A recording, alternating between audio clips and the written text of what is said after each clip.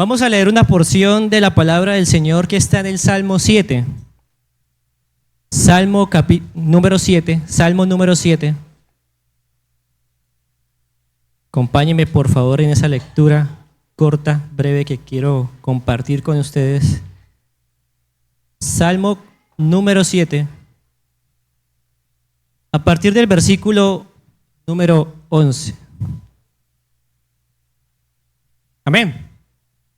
Dice la palabra del Señor: Dios es juez justo y Dios está airado contra el impío todos los días.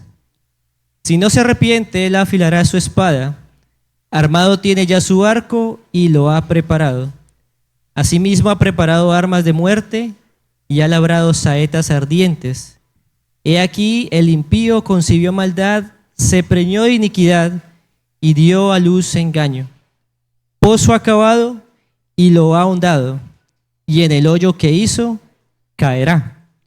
Su iniquidad volverá sobre su cabeza y su agravio caerá sobre su propia coronilla. Amén. Vamos a leer nuevamente ese versículo 11 a la voz de 3. 1, 2 y 3. Dios es juez justo y Dios está airado contra el impío todos los días. Amén. Padre, te damos gracias nuevamente por tu palabra, porque ella es la revelación de todo lo que tú eres, porque ella es la revelación de la verdad que todo hombre, sin excepción, debe aceptar, creer y obedecer. Gracias, Señor, porque hoy tenemos el privilegio de poder leerla, de exponernos a ella como iglesia, y rogamos, Señor, que en tu infinita misericordia y gracia nos permita, Señor, entender, pero también poner en práctica aquello que es necesario para cambiar nuestra manera de pensar, nuestra conducta, y de esa manera poder testificar mejor de ti.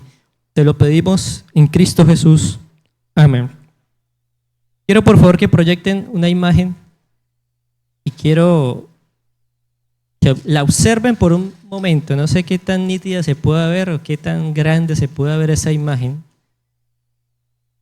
La imagen que está a este costado, bueno, de allá para acá sería el lado derecho, ¿cierto? Sí. Es la imagen de una foto. Suponga que a usted le tomaron una foto y se la pusieron ahí. La mitad es un retrato de esa foto que le tomaron. Y ya la del otro extremo es un retrato, pero ustedes notan que ese retrato quedó como medio hecho, ¿cierto? Como regular, como que le faltó amor a ese pintor para terminar de hacer un retrato fiel a la foto que a usted le tomaron y que colocaron de este costado.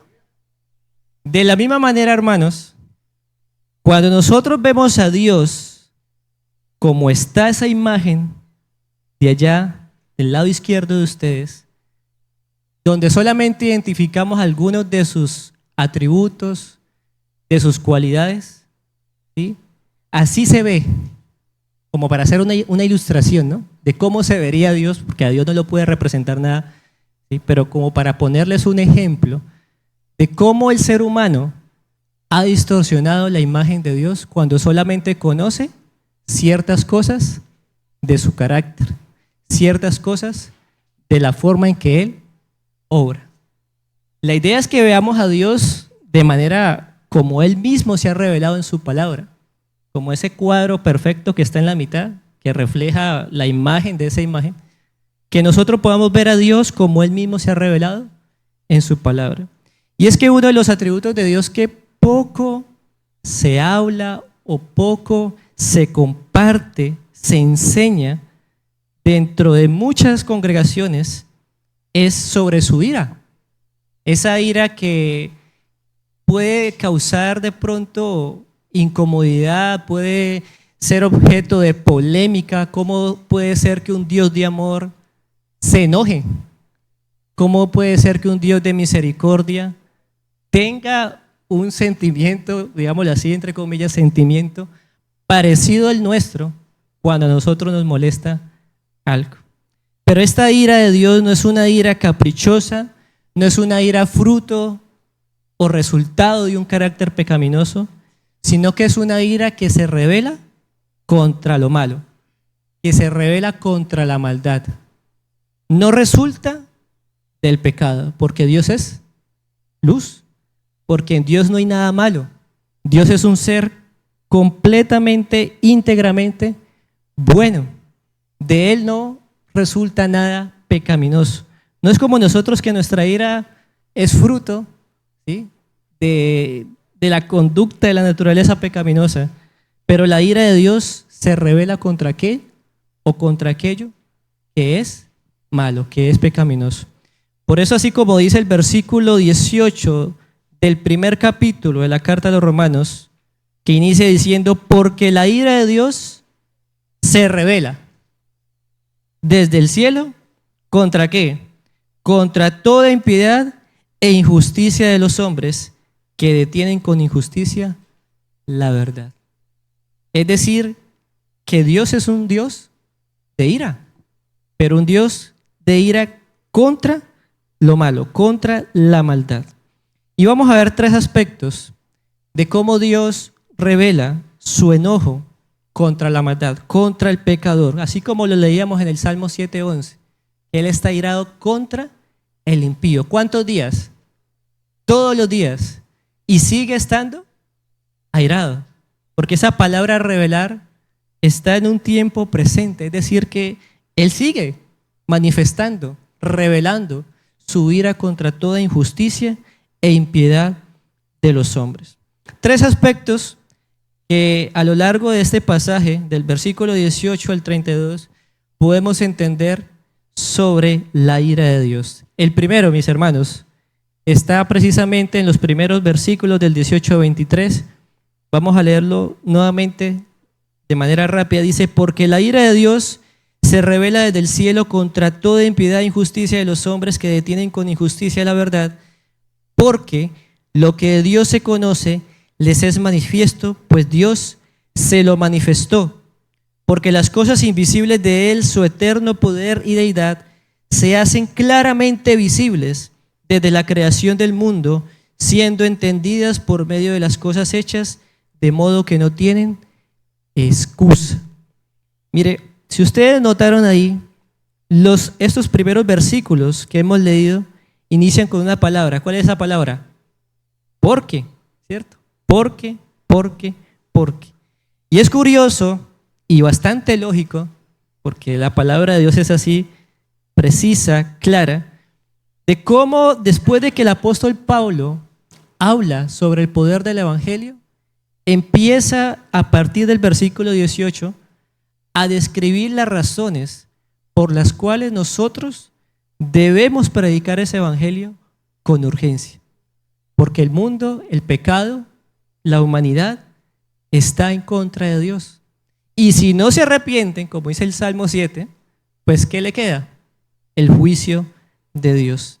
Y mire que el Señor aquí manifiesta primero esa palabra revelar, es la idea de que Él ha manifestado, ¿sí?, ha dejado notar, ha dejado ver que Él no se agrada del pecado.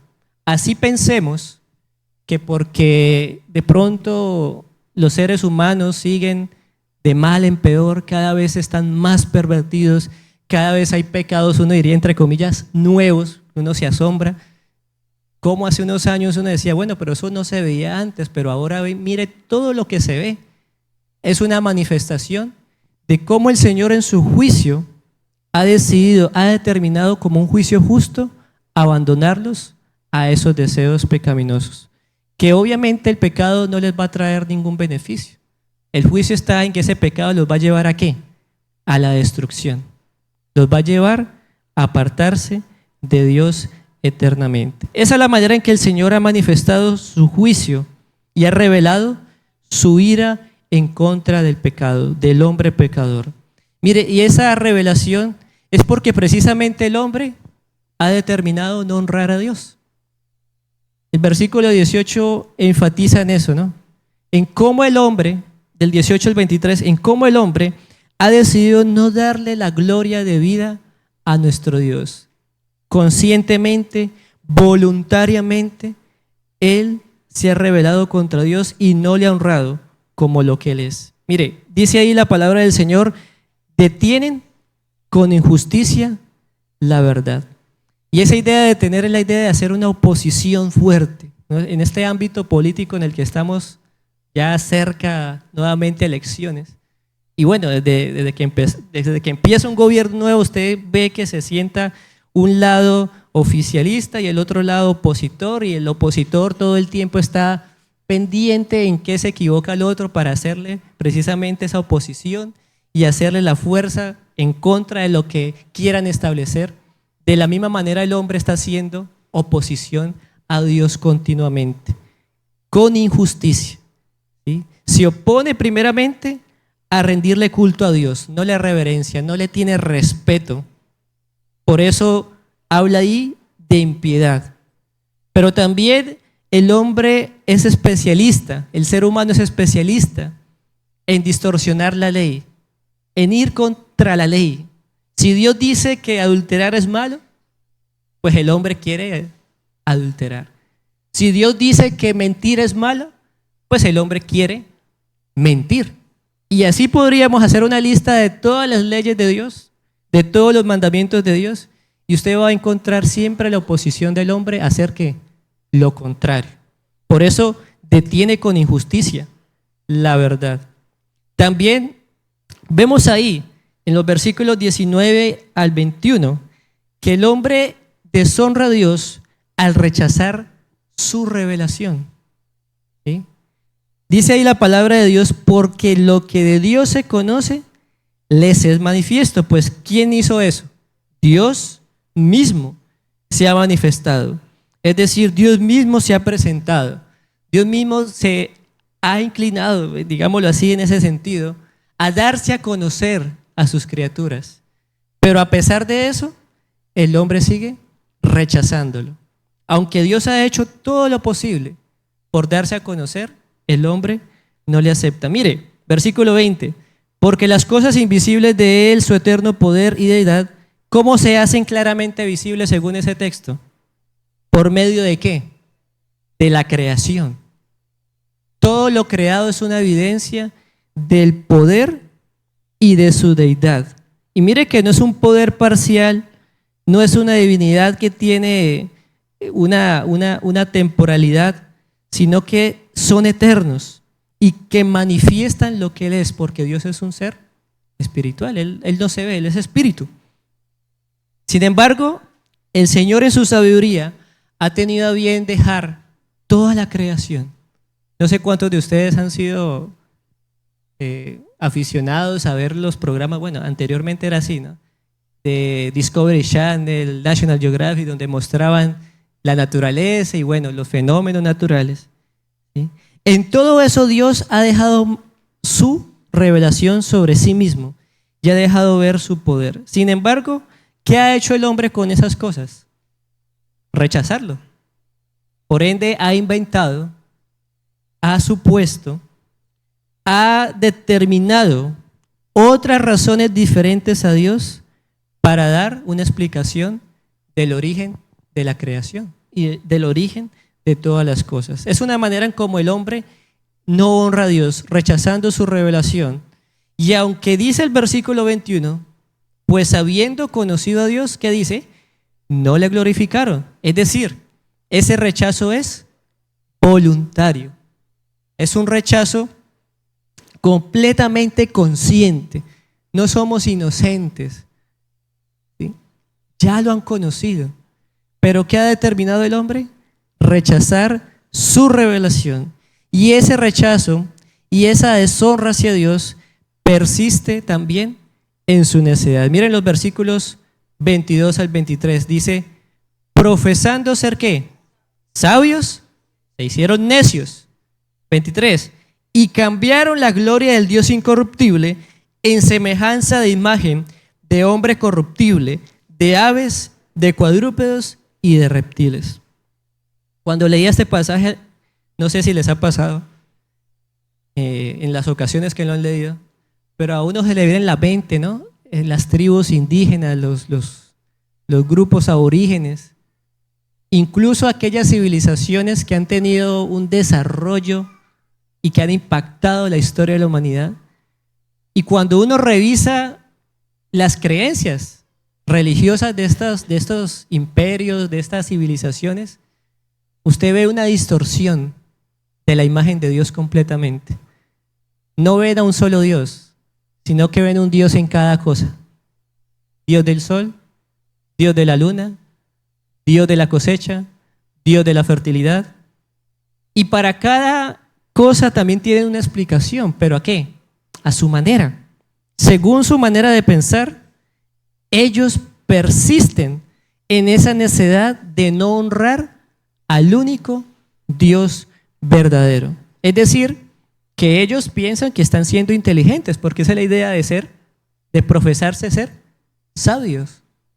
Racionalizan su propio pecado, o sea, le quieren dar sentido a algo que ya Dios lo explicó en su palabra, Él ya dijo cómo son las cosas, sin embargo no creemos eso y empezamos a darle una manera diferente de razonar cómo fuimos, de dónde venimos, para dónde vamos, cuál es nuestro propósito, cuando Dios ya lo ha dicho a través de su palabra, cuando Él ya ha manifestado su persona y sus obras.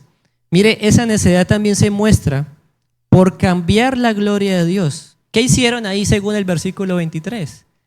Imágenes. El dios cocodrilo, bueno, según los egipcios, bueno, no sé cómo se llaman el nombre propio oficial, pero uno ve la imagen de un cocodrilo ahí con cuerpo humano, otra imagen de un gato con cuerpo humano, ¿sí?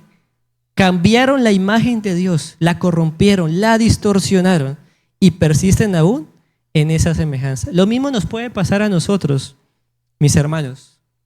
No estamos tan lejos de caer en esa distorsión si nosotros no conocemos profundamente al Dios que decimos honrar y adorar. Por eso la imagen que les mostraba al inicio. Si usted no conoce a través de la palabra cómo Dios se ha revelado, cuál es su carácter, posiblemente usted tenga una imagen distorsionada de Él y haya caído en la misma necedad que los incrédulos, teniendo un Dios simplemente compasivo, misericordioso, amoroso, pero olvidándonos de que es un Dios santo y justo que no tolera el pecado. De esa manera, Dios revela su ira contra el pecado del hombre por la deshonra que el hombre ha hecho hacia Él. Los hombres continuamente han estado inventando, creando sus propias filosofías acerca de Dios, acerca de la divinidad, pero también acerca de todo lo que vemos. Y en eso se han envanecido. Mire, una segunda cosa, no solamente Dios revela esa ira por la deshonra del hombre, sino que también la revela por la idolatría del hombre. Las cosas van muy conectadas, posiblemente notemos eso. Dice el versículo 24 al 27, por lo cual, es decir, por razón de que ellos han hecho esto, Dios también, ¿qué? Los entregó a la inmundicia en las concupiscencias de sus corazones, de modo que deshonraron entre sí sus propios cuerpos, ya que cambiaron la verdad de Dios por la mentira, honrando y dando culto a las criaturas antes que al Creador, el cual es bendito por los siglos. Amén. Y nuevamente, versículo 26, por esto Dios que los entregó a pasiones vergonzosas, pues aún sus mujeres cambiaron del uso natural por el que es contra naturaleza, y de igual modo también los hombres, dejando el uso natural de la mujer, se encendieron en su lascivia unos con otros, cometiendo hechos vergonzosos, hombres con hombres, y recibiendo en sí mismos la retribución debida a su extravío. Miren cómo el hombre es objeto, es víctima de su propia maldad. Pero notamos algo importante también, el juicio de Dios. Cuando dice la palabra de Dios que Él los entregó, ahí está la determinación de su juicio para aquellos que no le honran, que prefieren hacer una imagen distorsionada de Él. Mire que es un acto soberano como juez justo, como lo leíamos en el Salmo 7:11. Dios es juez justo, y como justo ha determinado un juicio justo para aquellos que se rebelan contra Él, para aquellos que le rechazan, para aquellos que cambian su imagen por algo más agradable a su propio parecer. Y esa entrega, ¿a qué fue? ¿A qué los entregó, dice la palabra? A la inmundicia. Ese término inmundicia implica algo que está completamente podrido. Usted lo puede relacionar con un cadáver en descomposición, si alguna vez ha visto alguno de algún animalito. Completamente descompuesto. Algo que apesta, que huele mal, que no sirve, que ya está dañado. Ese es el juicio que Dios ha determinado para aquellos que no le honran, para aquellos que prefieren hacer un propio Dios a su imagen y semejanza. Por eso la idea ahí de esa inmundicia también implica unas consecuencias. Mire que ese resultado de que Dios los haya entregado a la inmundicia, ¿sí? Es decir, los entregó a los deseos desaforados de sus corazones, pecaminosos, a tal punto que el hombre ha deshonrado su propio cuerpo. Mire, el hombre no tiene respeto de sí mismo. Ustedes notan que ya es muy normal, ¿no? Hacerse un tatuaje, hacerse cualquier cosa en el cuerpo, incluso cambiarse de sexo, entre comillas, ¿sí? Incluso creerse un perro, un gato. Muchas cosas han deshonrado la imagen que Dios ha creado. No han tenido en cuenta que Él nos hizo a su imagen y semejanza. Incluso el cuerpo no representa la imagen viva de Dios, pero sí el carácter, su voluntad, su intelecto. Pero este cuerpo que el Señor diseñó ha sido deshonrado. Dice que también cambiaron, ahí la palabra del Señor en el 25, cambiaron la verdad de Dios por la mentira. No es más que la idea de suplantar la verdad con el propio parecer de los hombres, ¿sí?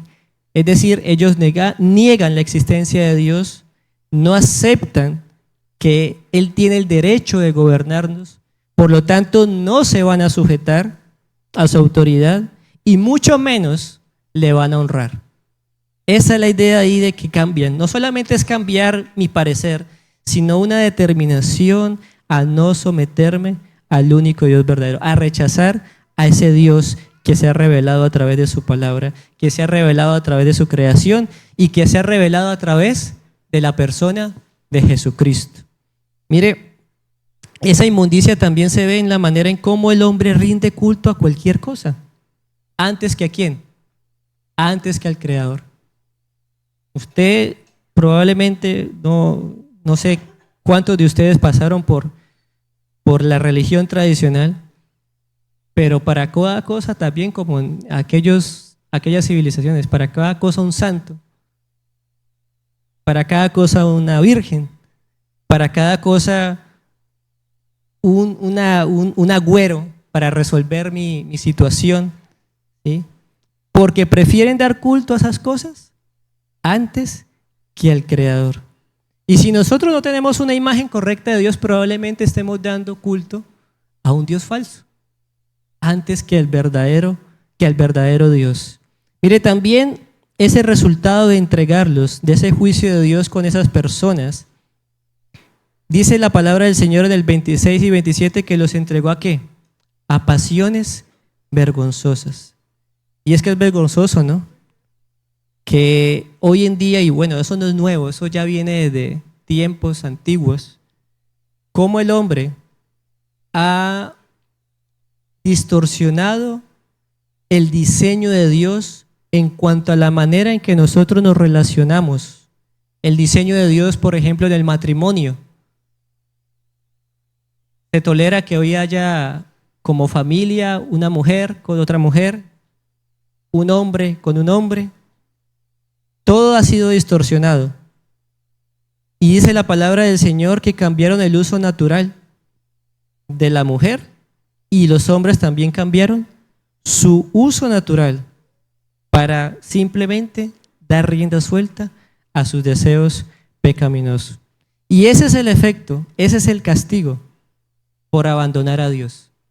Ese es el efecto, esa es la consecuencia mejor de dejar a Dios, de no reconocerlo, de no glorificarlo, perdón, y de hacer completamente su parecer, estar peor. El hombre sin Dios no va a mejorar. El hombre sin Dios cada día va a descomponerse más, si ese término se me permite. Cada día va a estar más podrido en sus pecados. Cada día va a ser más miserable. Sin Dios no va a tener solución a ninguno de sus problemas, mucho menos al problema del pecado. Entonces ya hemos visto que Dios revela su ira contra el pecado por la deshonra del hombre, por la idolatría del hombre, pero también vemos que Dios revela esa ira por la impiedad de los hombres. Versículos 28 al 32, dice la palabra: y como ellos no aprobaron tener en cuenta a Dios, nuevamente se resalta eso, Dios los entregó a una mente reprobada para hacer cosas que no convienen, estando atestados de toda injusticia, fornicación, perversidad, avaricia, maldad, llenos de envidia, homicidios, contiendas, engaños, malignidades, murmuradores, detractores, aborrecedores de Dios, injuriosos, soberbios, altivos, inventores de males, desobedientes a los padres, necios, desleales, sin afecto natural, implacables, sin misericordia. Mire, yo creo que nosotros hemos, en nuestra vida antes de conocer a Cristo, en alguna de esas cosas tuvimos que ver, ¿cierto? Y el que diga que no, pues bueno, no sé, pues, gracias a Dios, pero en algún momento uno ha sentido envidia, en algún momento uno ha murmurado, en algún momento a uno se le ha inventado alguna maldad para hacérsela a otro, en algún momento he desobedecido a mis padres. Mire, el hombre sin Cristo no reconoce a Dios, ¿sí? Y esa idea de impiedad es que literalmente no tiene a Dios en su corazón. No le rinde ningún tipo de culto, lo desaprueba. Por eso inicia el versículo 28, no aprobaron. Es la idea de no tenerlo en cuenta, de eliminarlo de sus vidas, de ser completamente extraños a Él y todo lo que esté relacionado con Él. Y la consecuencia es clara. Nuevamente, ¿qué hace Dios? Los entregó, los juzga. ¿Cuál es el juicio? Una mente reprobada. La idea ahí de reprobar, o de esas dos palabras, hace mención o relación a un metal que tiene que ser aprobado para ver si tiene impurezas, y se prueba de tal manera que si se le encuentra alguna impureza, pues simplemente es un metal que no sirve y es desechado. Entonces, cuando se habla de una mente reprobada, es que Dios probó nuestra mente, es decir, verificó si hay algo bueno ahí en esa mente, en ese corazón, si había algo de valor, pero resulta que no, que los pensamientos, la tendencia del hombre en sus razonamientos no tiene valor alguno y no es provechoso en ninguna manera. Probar cosas como, por ejemplo, el aborto, ¿sí? Decir que tenemos el derecho de darle la continuidad a una vida o no. Son cosas que no agregan valor en absoluto a la vida del ser humano, que en lugar de supuestamente progresar, lo que hace es que retroceder. Cada vez se vuelve más malo de lo que ya es por naturaleza. Y esa manifestación la vemos en cómo el hombre actúa. Mire, no solamente vemos que el carácter, que la naturaleza del hombre es pecaminoso, sino que se refleja en sus actos. Menciona una serie de actos pecaminosos, de actos de pecado más bien, ¿sí?, que van en contra de Dios, primeramente, que se reflejan en contra de Dios. Todo acto de pecado, cuando usted desobedece, la palabra de Dios, no está desobedeciendo a una iglesia, no está desobedeciendo a un pastor, sino que se está rebelando ¿contra quién? Contra Dios. La ofensa es contra Dios. El pecado es contra Dios. Así como David lo reconoció en ese famoso salmo, ¿no? Contra ti, solo contra ti, es pecado. ¿Sí? Nuestra maldad es contra Dios. Dice la palabra ahí que estamos atestados. Imagínense eso. No nos cabe la maldad, en pocas palabras. Llenos de pecados contra el prójimo, porque no solamente atentamos, ofendemos, afrentamos a Dios, sino que tampoco quedamos satisfechos con ello, sino que también le hacemos mal a quienes nos rodean. La envidia, por ejemplo, las contiendas, los engaños, son pecados contra el prójimo. Son actos de pecados que hacen, que agreden a mi prójimo. Mire que también estos pecados han llegado ¿a dónde? Al núcleo de la sociedad. ¿Cuál es el núcleo de la sociedad? La familia. Esa referencia ahí a desobedientes a los padres es una mención, ¿no?, en cómo nuestro pecado nos ha llevado incluso a atentar con nuestros seres queridos, con nuestra propia familia. Por eso yo no lo digo porque sea indiferente, ¿no?, sino porque esa es la naturaleza nuestra. Que nosotros no hayamos pecado peor o que hayamos hecho mayor maldad de la que hicimos en algún momento, no es porque no éramos capaces, sino porque Dios en su misericordia nos detuvo de hacerla. ¿Cómo es posible que una madre tenga el deseo de matar a su propio hijo? Entre las propias familias destruyéndose entre sí. Pero por la misericordia de Dios nosotros no hemos llegado a ese punto, a ese colmo que ha tenido misericordia de nosotros. Por eso, si al día de hoy nosotros podemos tener esa tranquilidad de estar en paz con Dios, esa tranquilidad de tener certeza de que hemos sido reconciliados con Dios, es por su sola gracia y misericordia. Mira, el Evangelio dice que más el justo por la fe vivirá, como lo está describiendo ahí el apóstol Pablo, de cómo se revela la justicia de Dios. Y es claro, cobra sentido después de que Pablo ha descrito toda la condición del hombre, de la humanidad, en toda su historia. Es claro entender y comprender por qué el justo por la fe vivirá, porque sus obras son malas. Cualquier acto de pecado que usted haya cometido en su vida, ya eso lo hace indigno, lo desaprueba para estar delante de un Dios que es santo en toda su manera de ser. Por eso el único camino que nos lleva Dios es ¿a dónde? Hacia Cristo. Porque fue el único que es sin pecado, el único que no cometió ningún acto de pecado, el único que hizo la voluntad de Dios desde que fue incluso concebido hasta el día en que murió y resucitó. En todo fue perfecto, sin mancha. El único justo, el único que tiene derecho a estar en el cielo. Y es por eso que el Señor nos deja a Cristo como nuestro sustituto, para que podamos ser justificados por medio de la fe en Él y solamente en Él. Porque nuestra condición, porque nuestra vida no es perfecta. Nuestra vida no ha logrado esa santidad, ese carácter íntegro que Dios demanda para estar en su presencia. Por eso, mis hermanos, cuando hablamos de la ira de Dios, no debemos sentir vergüenza, no debemos sentir pena, no debemos pensar que vamos a incomodar.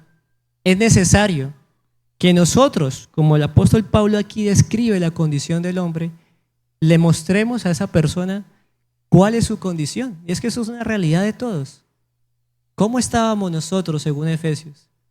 Muertos en nuestros delitos y pecados. Así estábamos. Y dice el mismo pasaje más adelante que éramos hijos de ira. Es decir, en otras palabras, ¿dignos de qué? Del juicio de Dios, merecedores del castigo divino, merecedores de la condenación por el pecado. No podemos pensar que porque Dios es bueno, amor, Él haya pasado por alto el pecado de los hombres. Alguien tenía que pagar y ese alguien fue Jesucristo. Con convicción.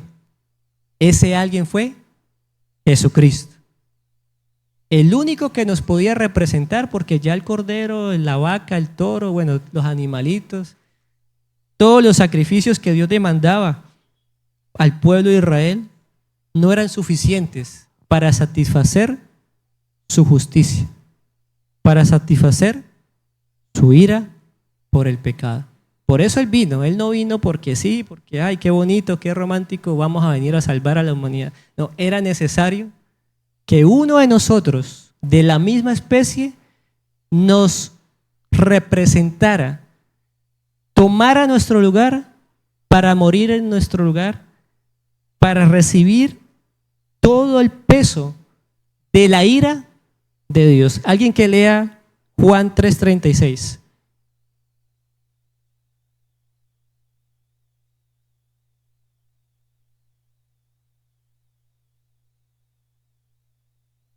Juan capítulo 3, versículo 36.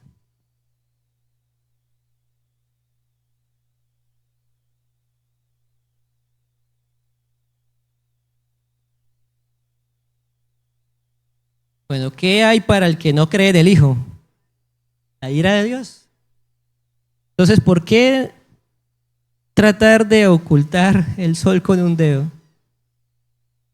Y no estoy hablando de no tener compasión, misericordia y de hablar con amor a aquellos que no han creído en el Señor, de que lo siguen rechazando. Pero ¿por qué querer engañarlos con un evangelio flexible que no muestra la condición del hombre? Porque si a mí no me muestra la palabra de Dios en qué condición yo estaba, pues ¿qué necesidad tengo yo de un Salvador? ¿Qué necesidad tengo yo de arrepentirme? ¿De qué me voy a arrepentir si es que yo soy muy bueno? Si es que yo soy la mejor persona de este mundo. Pero cuando a mí me confrontan con la palabra, cuando yo le expongo la palabra, mostrando la condición natural que todo ser humano tiene, ahí sí voy a sentir ¿qué? La necesidad de arrepentirme. Voy a reconocer que soy ¿qué? Un pecador y que necesita ¿qué? Un Salvador. Por eso el evangelio no se puede predicar sin dejar de exponer el carácter y la condición espiritual de los hombres. Porque de otra manera pues no habría necesidad, no habría razón. ¿Para qué predicamos si esa persona ante sus propios ojos es perfecta? Es digno de ir al cielo.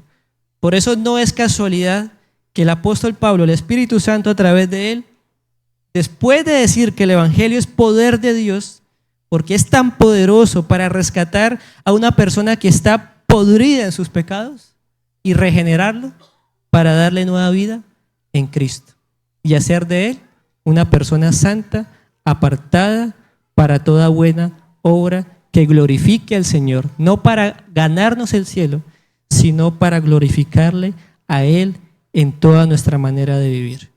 Mire, cada vez que el hombre decide apartarse de Dios, su conducta, como les decía, es peor. Eso no va a mejorar. Por eso se manifiesta la ira de Dios. Y nosotros como creyentes, si realmente queremos vivir, experimentar la santidad, tener esa noción de que sí estoy avanzando en mi vida cristiana, lo más correcto es que me acerque más a Dios.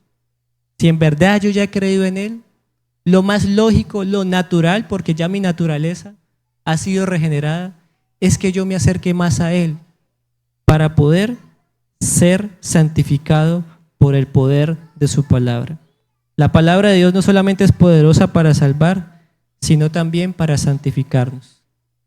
Ya les había dicho este versículo alguna vez, pero cuando Cristo dijo esto, dijo, santifícalos en tu verdad, tu palabra es verdad. Y si usted no quiere experimentar la disciplina, es muy diferente al juicio por el pecado, la disciplina por ser rebelde a Dios siendo un hijo de Dios, pues empiece a reconsiderar que Dios no pasa por alto ese pecado. Ya no perderá usted su salvación, pero sí sufrirá las consecuencias de su maldad, como le pasó a David y a otros hombres. David, desde el momento en que cometió ese acto de pecado, su familia fue un caos, el reino se le devolvió también algo probablemente casi que incontrolable, y hasta el último día de su vida vio las consecuencias de su maldad. Y el ser humano y la humanidad allá afuera, que aunque piensen que porque Dios no ha determinado, no ha hecho nada, y quizá muchos pensarán, bueno, ese Dios no existe porque mire, seguimos haciendo y deshaciendo, no hay juicio, eso es puro cuento, pero hay un día para la ira del Señor. Hay un tiempo en el que Él hará caer su juicio contra el hombre pecador. Quiero terminar con este pasaje que está en Colosenses, capítulo 3, versículo 6. Y esto es para animarnos a todos, ¿no? Todos necesitamos. Capítulo 3, versículos 5 y 6. Vamos a leer esos. Dice la palabra del Señor, Colosenses capítulo 3, versículos 5 en adelante. Haced morir, pues, lo terrenal en vosotros: fornicación, impureza, pasiones desordenadas, malos deseos y avaricia, que es idolatría. Cosas por las cuales, ¿qué? La ira de Dios viene ¿sobre quién? Sobre los hijos de desobediencia, en las cuales vosotros también que anduviste en otro tiempo, cuando vivíais en ella. Mi hermano, todos los que estamos acá, si usted de verdad es un hijo de Dios, estas cosas deben empezar a morir en nosotros. Porque ya el Señor ha hecho una obra de salvación completa, no es imperfecta, una salvación que nos libra de la condenación, pero que también nos está perfeccionando hacia esa santidad hasta el día que Él venga y no tengamos más relación con el pecado. Pero si hasta el día de hoy, solamente ustedes lo saben, usted ha seguido practicando el pecado, viviendo en el pecado y no pasa nada, pues hoy el llamado es a evaluar si realmente es un hijo de Dios, si realmente usted ha nacido de nuevo, si realmente esa confesión, esa profesión de fe en el Señor de Jesucristo es una realidad en su vida. Porque si no lo ha hecho, lo único que queda al rechazar a Cristo es la ira suya, el juicio por el pecado.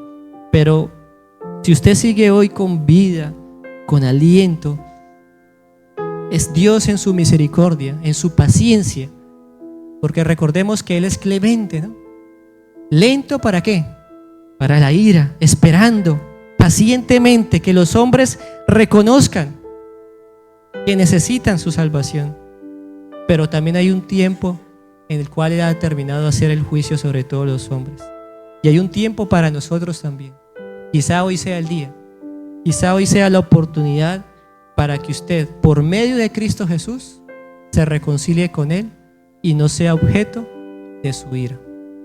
Padre, te damos gracias por tu palabra, porque ella nos confronta, porque ella nos lleva, Señor, a evaluar cómo está nuestra conducta, ya habiendo confesado a Cristo como nuestro Señor y Salvador, ya habiendo creído en Él genuinamente, si nos estamos conduciendo como a ti te agrada. Si no lo hemos hecho, Señor, hoy